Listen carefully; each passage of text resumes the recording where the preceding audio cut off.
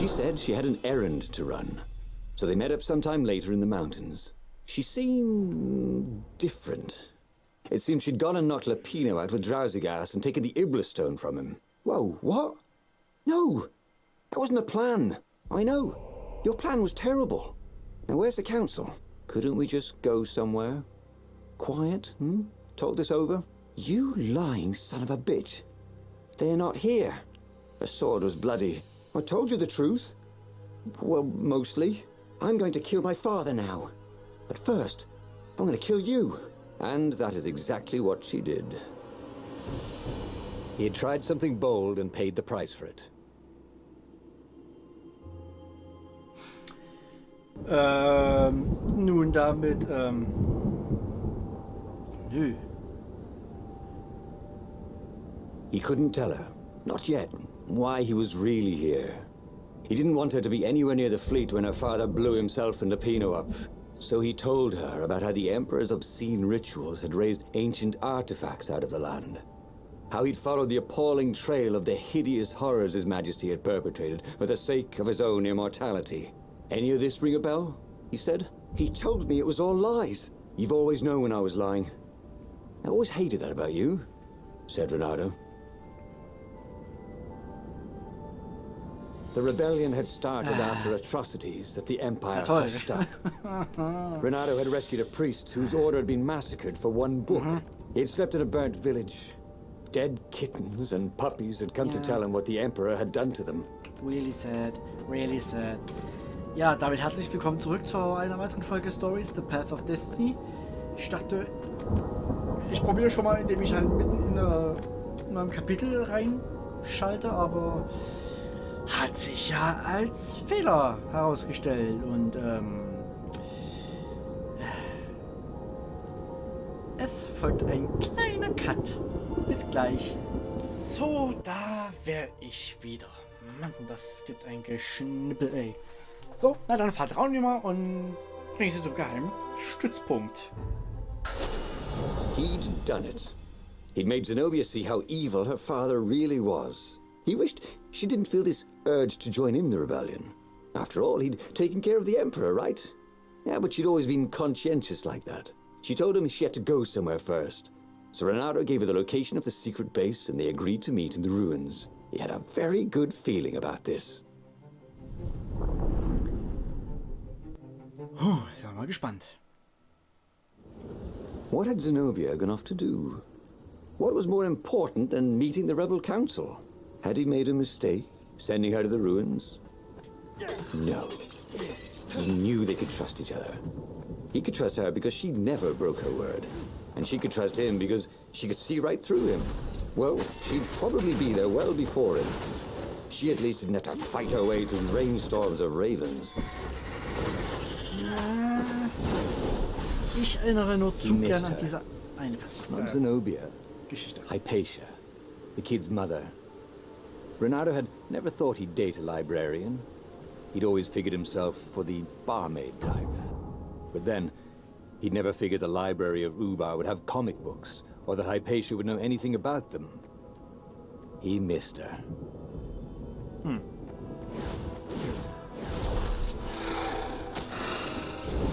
Was ist los hier?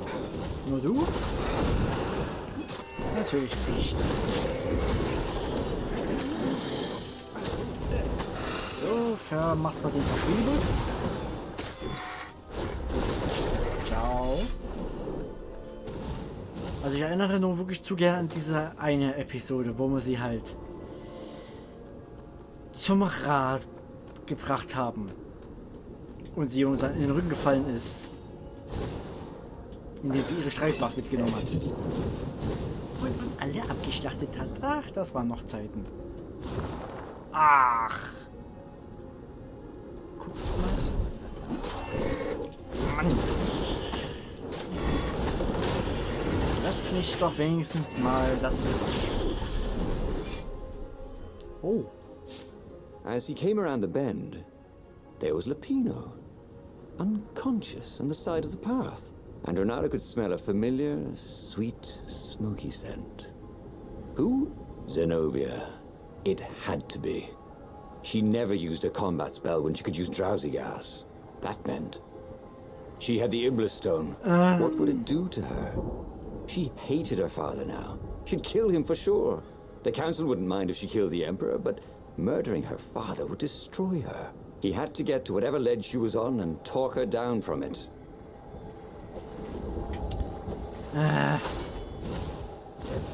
Hey, why don't you guys fight in groups? Oh, I know. Because there's no I in team. God damn it. So, jetzt ist hier.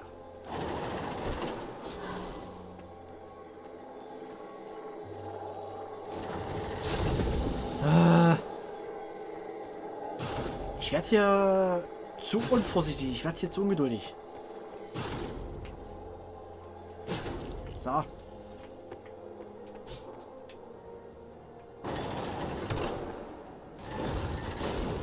The long stairs. So he was close to the rebel base. He was on fire. So far, so good. What dreams may come, he thought. And then he found out. Ja. War nicht gerade sehr schlau, aber... Nein. Hier, hey. So, den Knützen hier, den hauen wir mal weg. Der stört ja nur. Ja, weg.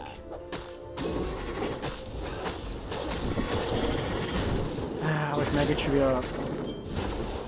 Das geht nicht so gut aus. A for effort, D for dead.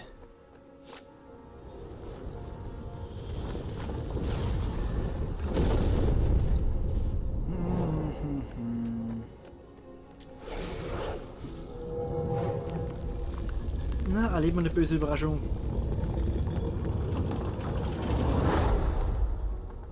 Everyone in the council chamber was dead. Zenobia stood shivering in the courtyard, drenched in blood. Why? He managed. They started arguing with me. I lost my temper and I wanted their blood. Well, not me. The stone did. Why did you take it from Lapino? I had a plan. You had a stupid plan, she said. I'm going to go kill my father now. No, you can't. You'll just take his place. You'll become worse than him. Get out of my way, or I'll kill you too.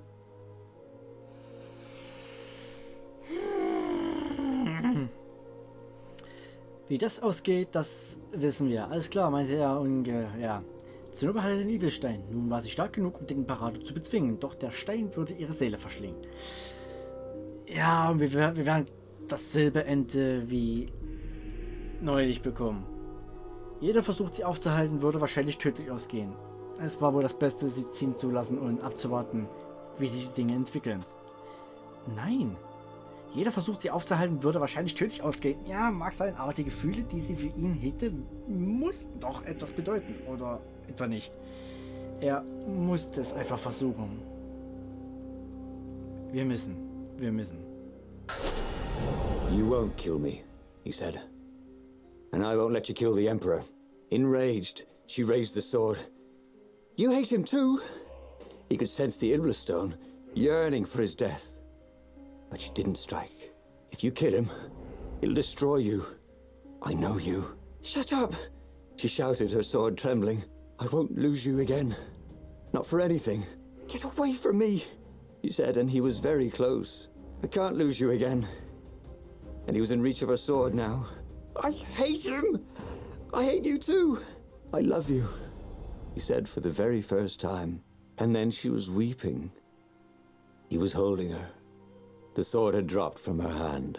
He glanced at the Iblis stone. It was no longer the black of the void. It looked like coal. No. It glowed, like a cinder. It was crackling, burning, crumbling into ashes. You've always loved me, haven't you? She said. She was weak. The stone had taken so much from her. Always. he said. She staggered as he helped her up. Let me take you away. Where? The island of Avalon. The sisters will heal you. He'll follow us. Then we need the Farfarer, the fastest ship in the Empire. Gute Entscheidung, gute Entscheidung.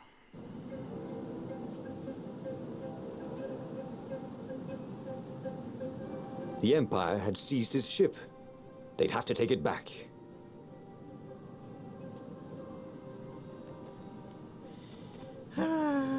Na dann.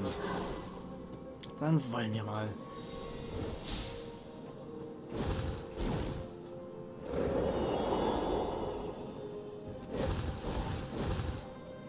Ich bin echt froh, dass wir den Part jetzt nicht nochmal spielen mussten, weil ich hätte ungern noch einen Cut reingemacht. The portal was heavily guarded. It must go someplace they really didn't want him to go.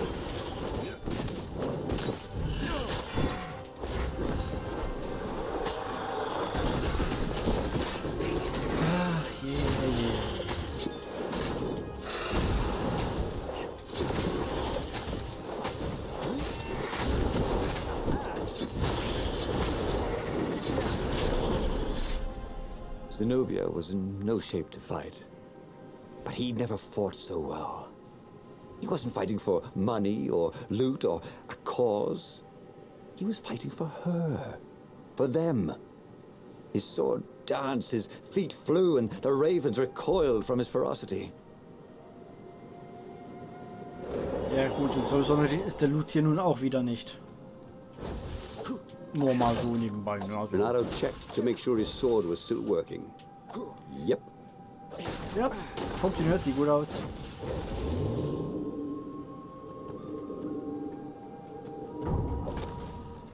Ups. Und ups.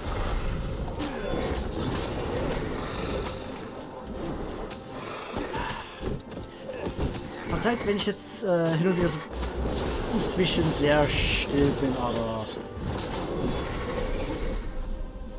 ich habe einfach nicht weiter irgendwas zu sagen. Ich bin halt wirklich selber sehr gespannt.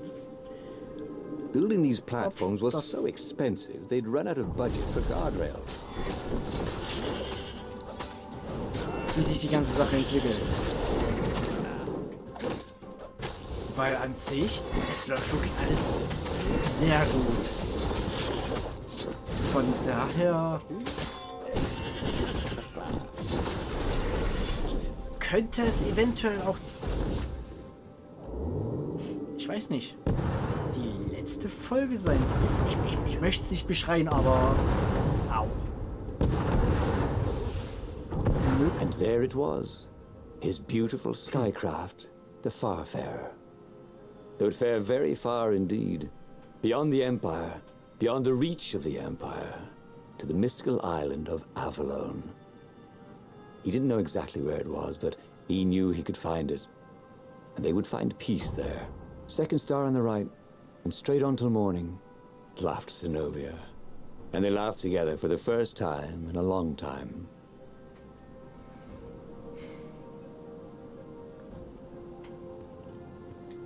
Ach Mann.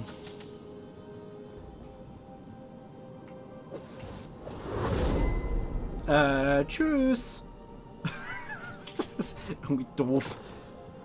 Aber naja. Oh, hey, there's a couple of red spots on your feathers. Oh, wait, not yet. Ja.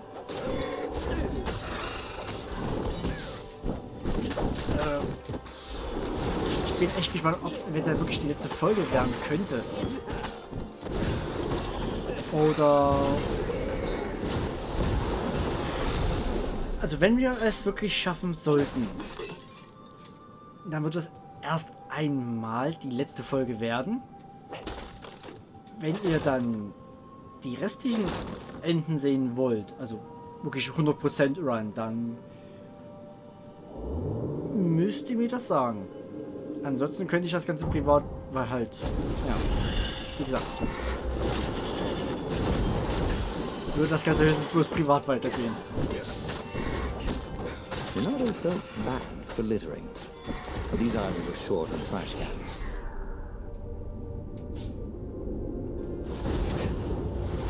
Level up. Nice. Also den Zettel müsst ihr mir dann halt irgendwie mitteilen. Aber dafür müssen wir sowieso erstmal sehen, ob es hier schon das Ende sein kann, wird. Ich weiß es nicht. Wo geht's jetzt?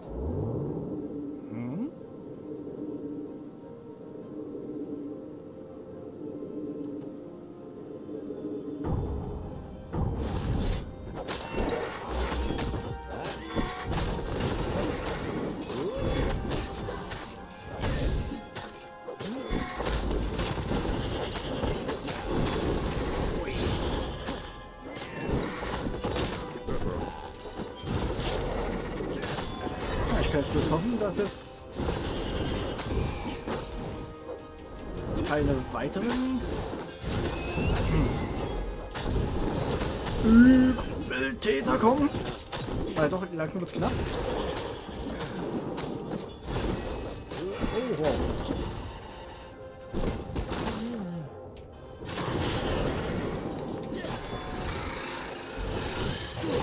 Ja, wie ich eins sagte, schwerer wird's nur, wenn sie sehr viele Gegner auf mich packen. So, erstmal aufheilen.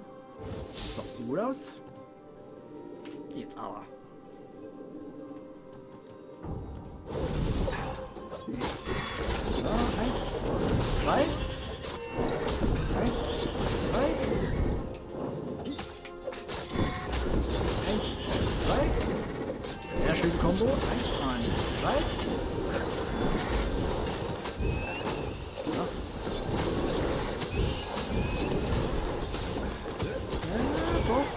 Sieht besser aus. Sieht besser aus. Was haben wir wieder so? Kackmage. 1,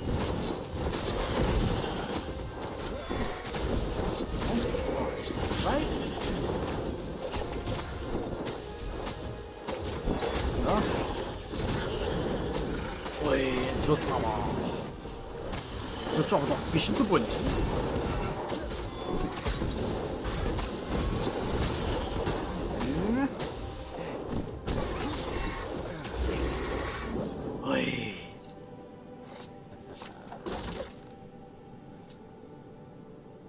But they did not go unnoticed.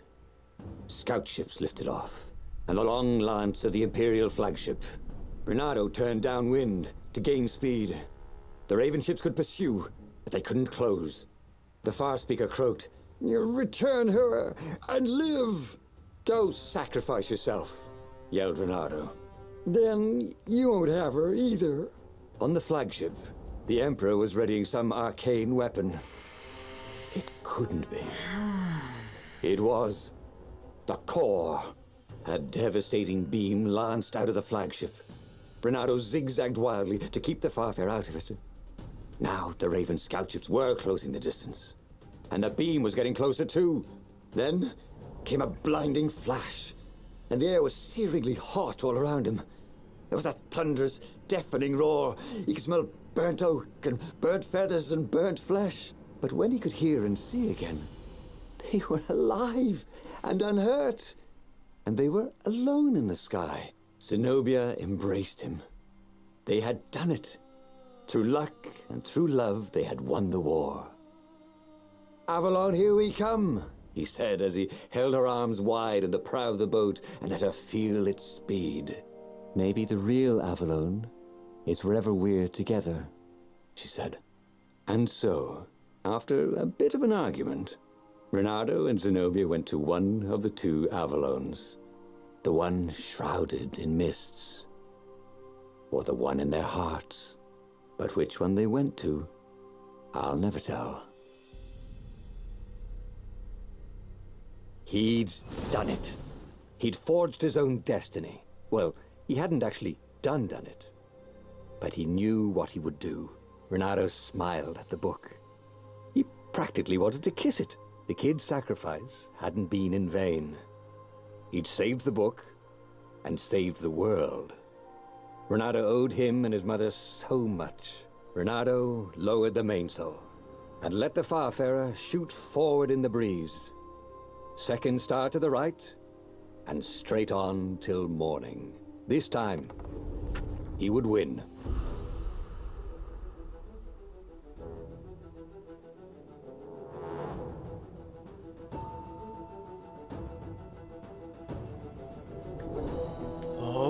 Okay.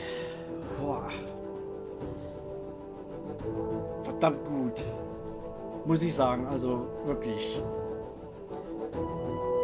Kreiert von Spearhead Games. Das ganze Entwicklerteam, Grüße gehen raus. Ihr kennt mich zwar nicht, aber ihr habt ein richtig geiles Spiel geschaffen. Ganz ehrlich, mehr von solchen Sachen. Weil solche Art von diesen Spielen, also solche guten Spiele so, das sehe ich irgendwie selten, also so gut wie gar nicht. Aber Stories, Path of Destiny, richtig schönes Spiel. Geiler Erzähler, geiles Konzept, die ganze Welt, wunderschön. Und ja, das war's. Also das war halt Stories, The Path of Destiny. Das war der Weg, den wir gehen mussten, um zu gewinnen.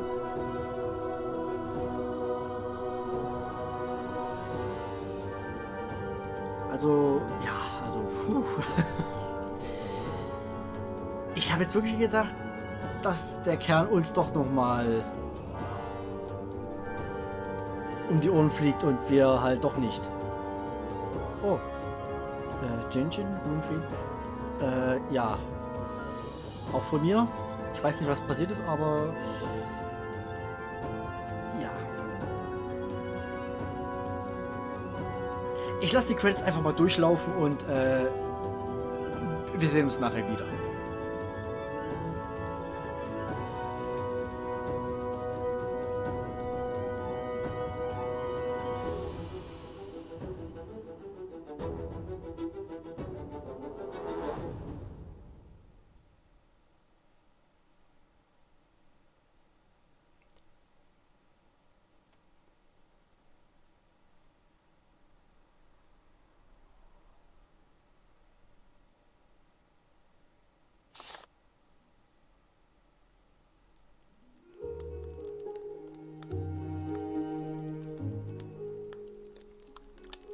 Glückwunsch, Heldenfahrt abgeschlossen. Belohnung, Iblisstein und Skyripper immer aktiv.